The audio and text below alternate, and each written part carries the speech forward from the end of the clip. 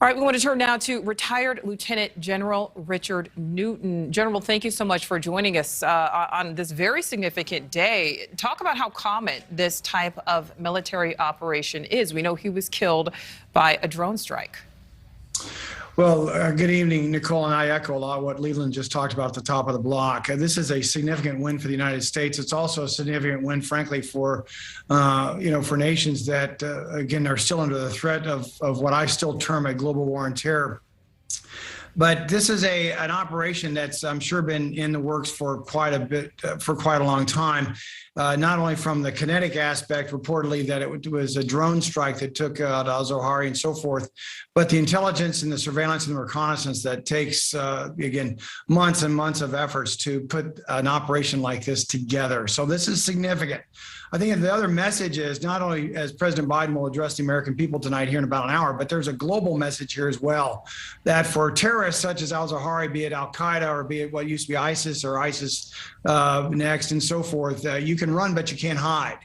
And the fact that, again, it was 10 years, almost 11 years actually, on May 2nd in 2011 when we took out bin Laden. This is significant on the heels of that just 11 years or so ago, that we are still, again, find, fix, target, and kill terrorists such as Al-Zawahiri and so forth. So it speaks to U.S. reach, U.S. capability, but also a resolve to ensure that terrorism will not be at any measure tolerated. And then again, like I said, you can run, but you can't hide. Absolutely. So more than 10 years since bin Laden was taken out, obviously more than 20 years since 9/11. And, you know, Leland described Al-Zawahiri as maybe the CEO of the Al-Qaeda organization, not the man who necessarily had all the target, not the name that a lot of Americans will necessarily know before now. But talk about the fact, you know, it took almost 20 years. So talk about what was going on behind the scenes. Well, it goes back to all my days, even in the Pentagon when I was involved with operations and so forth. But Zawahiri's always been a target of opportunity that we've sought. Just the fact that, bin Laden was out front, as Leland said, Zawahiri was more like the chief operating officer behind. But then he was next in line after bin Laden was taken out in 2011. So it is logical that we would continue to not only try to find, fix, and target Zawahiri years ago, but even to this day, because he is the leader of Al-Qaeda. And so that makes eminent sense from a U.S. national security standpoint, but also from a military and intelligence community operation as well. And so when you take out, in this case, the head of the snake, this is significant. This is a significant win, certainly for the Biden administration politically. Let's just hold that off to the side. But it's a significant win from our standpoint of U.S. national security.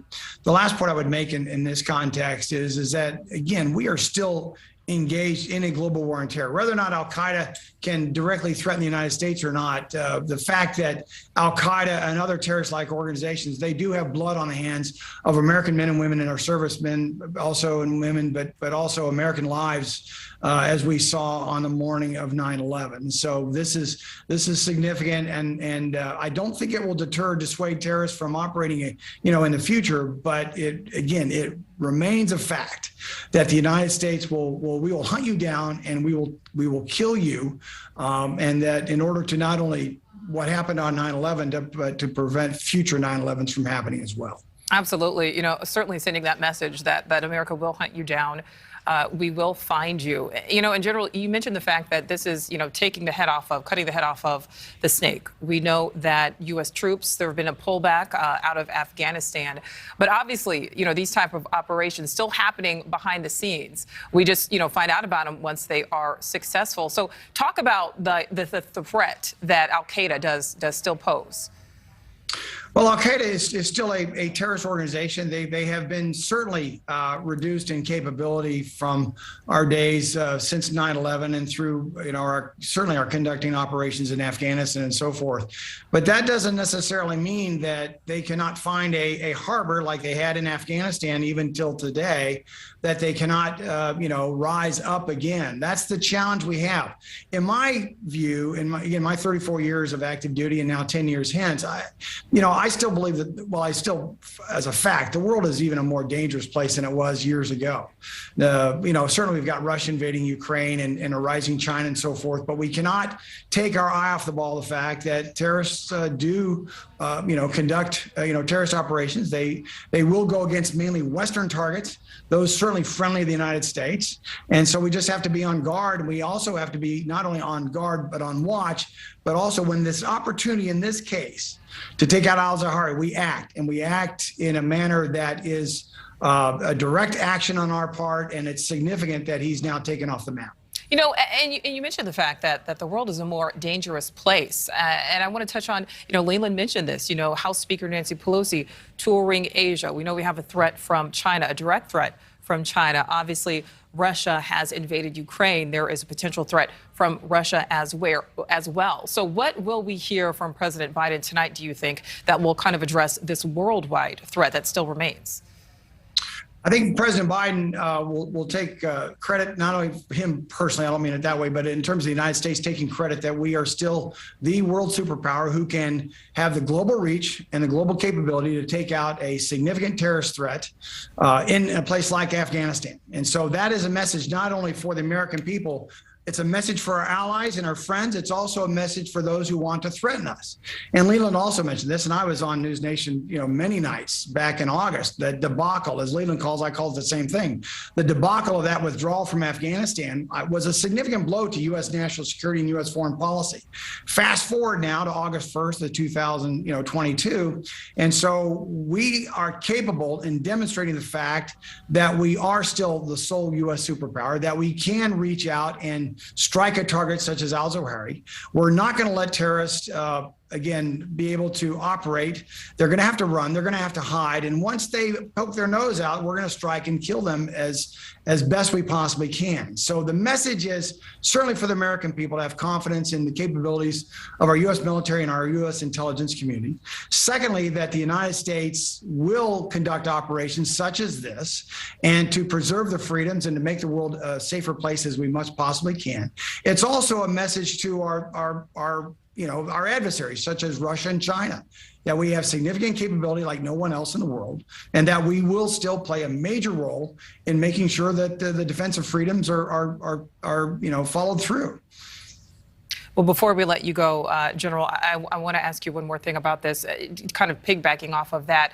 We know that this operation happened Sunday afternoon. We are now learning about it today, about a day later. What goes into planning and conducting a counterterrorism operation like this?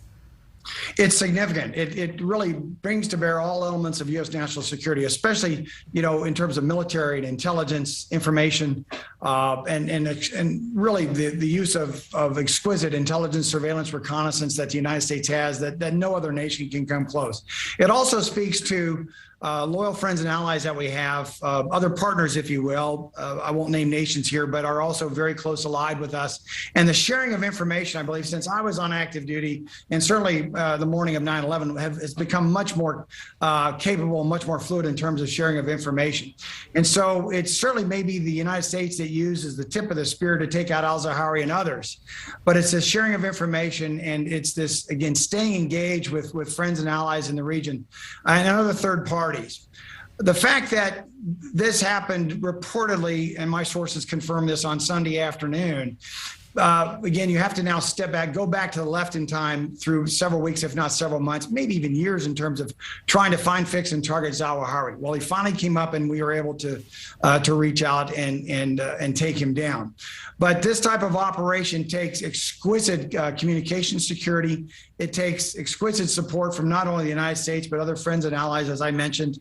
Also, I've got to hand it off to our intelligence community, especially those not only in the intelligence community, but also in the military, providing that intelligence, surveillance, and reconnaissance, and so forth. And the fact that reportedly President Biden will say no other civilians were taken out and so forth, I think also goes to the precision and the high-tech capabilities that the United States can put fires on target and to take out against Zawahiri.